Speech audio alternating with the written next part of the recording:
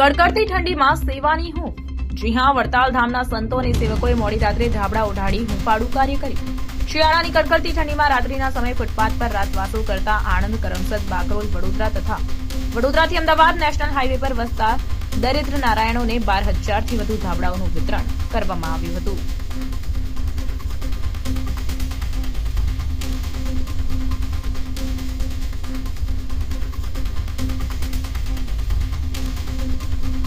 કડકડતી ઠંડીમાં સેવાની હૂંફ। જી હા, વડતાલ ધામના સંતો અને સેવકોએ મોડી રાત્રે ધાબળા ઓઢાડી હૂંફાળું કાર્ય કર્યું।